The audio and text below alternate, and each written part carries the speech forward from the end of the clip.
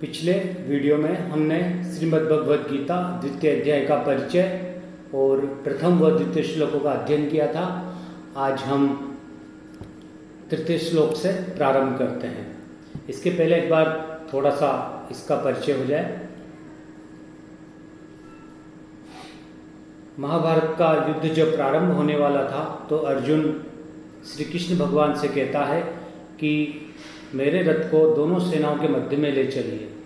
जब दोनों सेनाओं के मध्य में रथ पहुंच जाता है तो अर्जुन कौरव पक्ष को देखकर, जिसमें कि उसके पितामह थे, उसके गुरुजन थे, उसके बंधु बांधव थे, उन सबको देखकर व्यथित हो जाता है, उसका मन दुखी हो जाता है। श्री कृष्ण भगवान अर्जुन की इस स्थिति को देखकर कहते हैं, क्लेब्यम मा स्म गमः पार्थ न एतत् त्वयि उपपद्यते क्षुद्रम हृदय दौर्बल्यम त्यक्त्वोत्तिष्ठ परन्तप। एक बार इसका अन्वय देख लेते हैं। पार्थ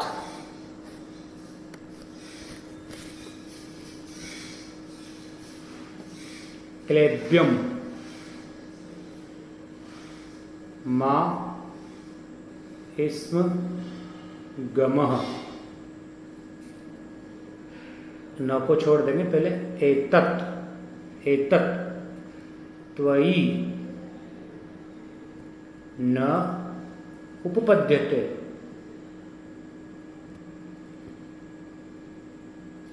परंतप। अन्वय में सबसे पहले कर्ता को लेते हैं, सबसे अंत में क्रिया को लेते हैं, मध्य में कर्म व इनके विशेषण। परंतप, ये अर्जुन करता है इसलिए परंतप आगे आ गया। परंतप क्षुद्रम हृदय दौर्बल्यम त्यक्त्वा उत्तिष्ठ। इस प्रकार से ये अन्वय हो गया।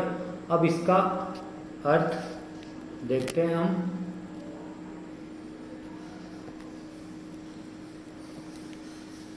श्री कृष्ण भगवान अर्जुन से कहते हैं,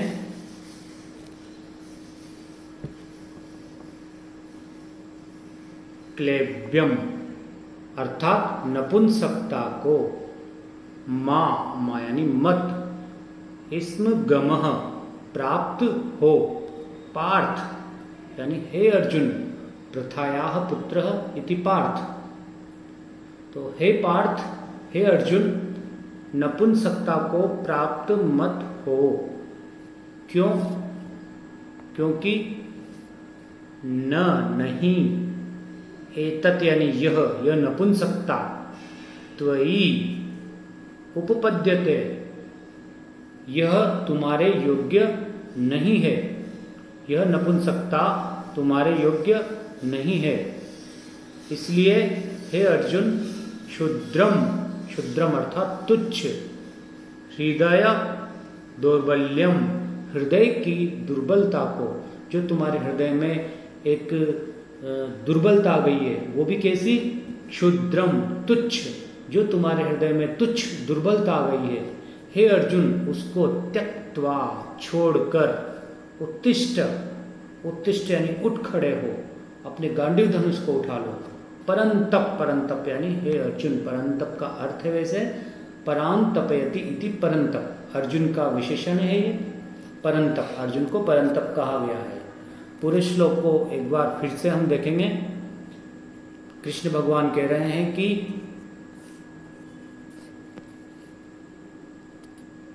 क्लेब्यम मा स्म गमः पार्थ, अर्थात हे अर्जुन, नपुंसकता को प्राप्त मत हो। क्यों? क्योंकि न एतत् त्वयि उपपद्यते, यह तुम्हारे योग्य नहीं है। क्षुद्रम तुच्छ हृदय दौर्बल्यम, हृदय की दुर्बलता को त्यक्त्वा छोड़कर, उत्तिष्ठ उठ जाओ, युद्ध के लिए तैयार हो जाओ, परंतप यानी हे अर्जुन। इस प्रकार श्री कृष्ण भगवान अर्जुन को समझाते हैं। अगला श्लोक देखेंगे।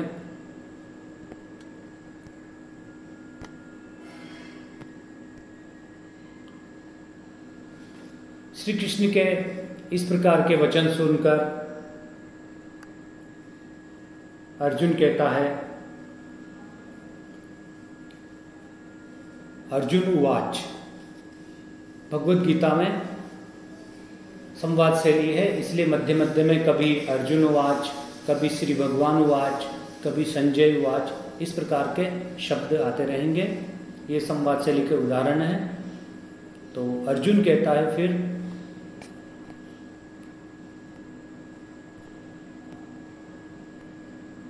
कथम भीष्मम अहम संख्ये द्रोणम च मधुसूदन इषुभिः प्रतियोत्स्यामि पूजार्हो हरिसूदन। एक बार इसका अन्वय देखते हैं फिर से।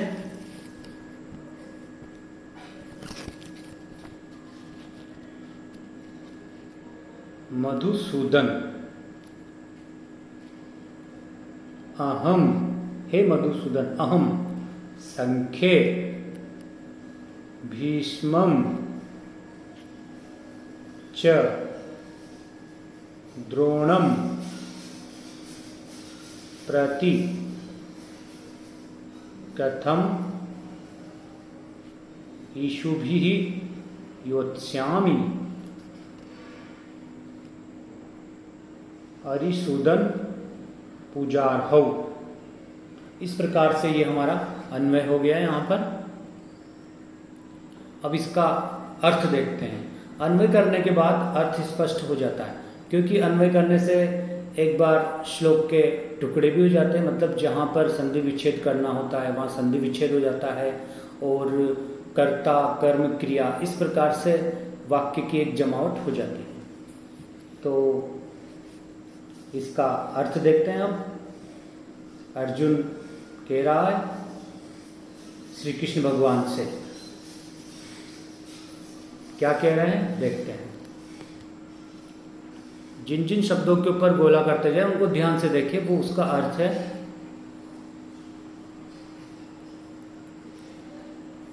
अर्जुन कह रहा है कि कथम, कैसे,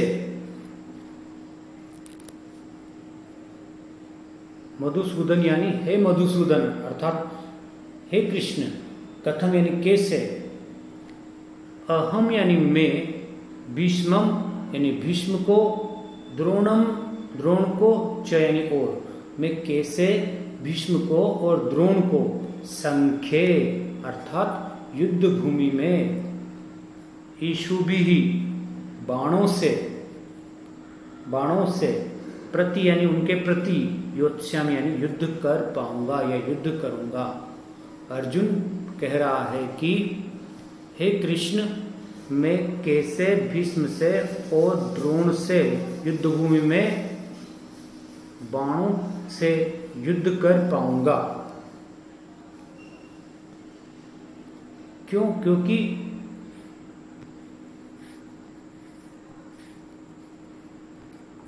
पूजार्हौ, भीष्म और द्रोण के लिए यह शब्द आया पूजार्हौ, अर्थात पूजा के योग्य है दोनों, भीष्म और द्रोण। क्योंकि भीष्म तो अर्जुन के पितामह थे अर्थात दादा, और द्रोणाचार्य अर्जुन के गुरु थे। तो पूजार्हौ ये दोनों पूजा के योग्य है। हरिसूदन अर्थात हे शत्रु नियंता श्री कृष्ण, ये दोनों तो पूजा के योग्य है, अर्थात मैं इनसे युद्ध भूमि में कैसे युद्ध करूंगा, इसलिए आप मुझे बताइए। तो ये अर्जुन की उक्ति हो गई यहाँ पर। अगला श्लोक देखेंगे अब।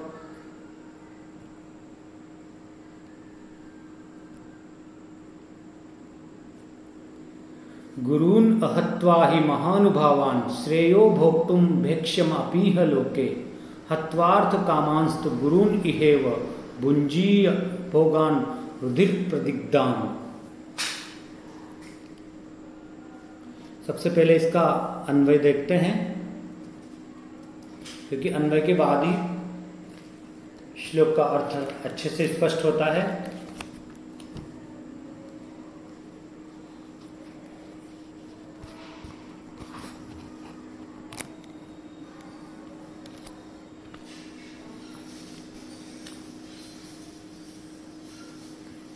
महानुभावान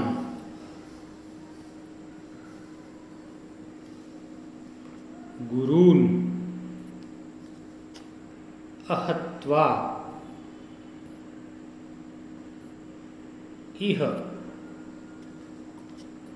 लोके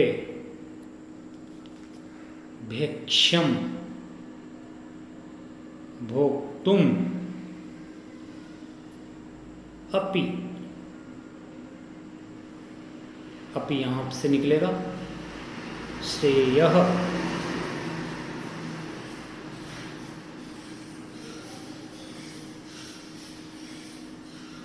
ही हत्वार्थ कामान गुरून्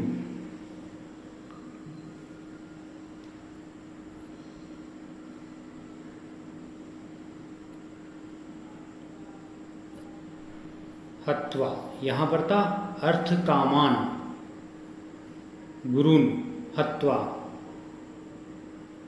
ही भुंजीय, ये सबसे बाद में आएगा,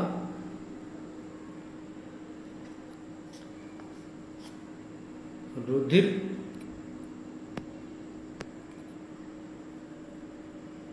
रुधिर प्रदिग्धान, रुधिर प्रदिग्धान भोगान भुंजी, ये क्रिया सबसे लास्ट में आएगी। तो इस प्रकार से ये अन्वय हो जाता है। अन्वय के पश्चात अब इसका अर्थ देखते हैं।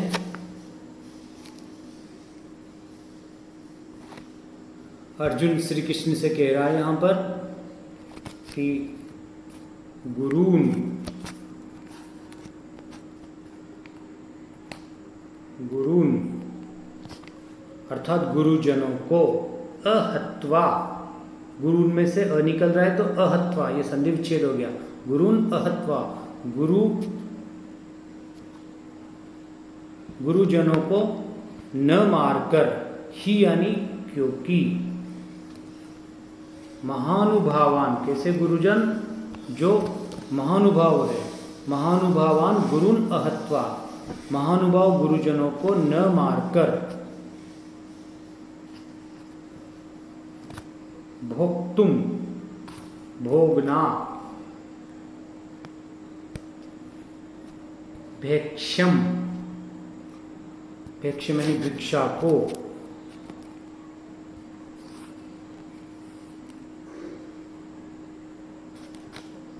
भेक्ष्यम के बाद अपि, अपि यानी भी, ई है यानी इस, लोके यानी लोक में, श्रेयो, श्रेयः श्रेयस्कर है।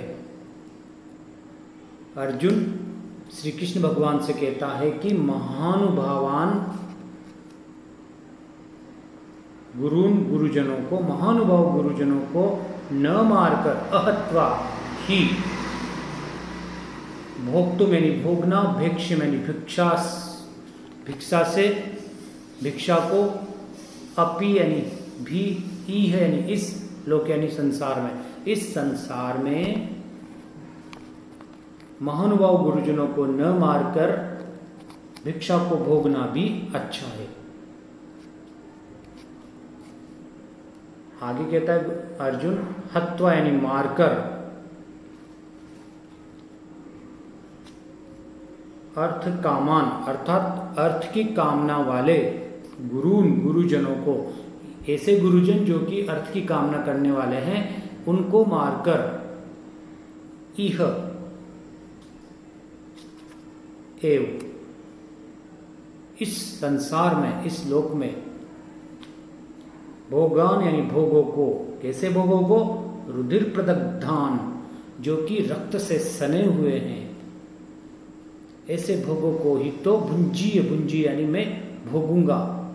अर्जुन कहता है कि हे श्री कृष्ण, महानुभाव गुरुजनों को न मारकर इस संसार में भिक्षा को भी भोगना अच्छा है, क्योंकि अर्थ की कामना वाले गुरुजनों को मारकर इस लोक में रुधिर से सने हुए भोगों को ही तो भोगूंगा, तो इससे अच्छा है कि मैं युद्ध ही ना करूं। इस प्रकार अर्जुन के मन में संशय चल रहा है। अर्जुन की मन की स्थिति बड़ी विकट हो चली है।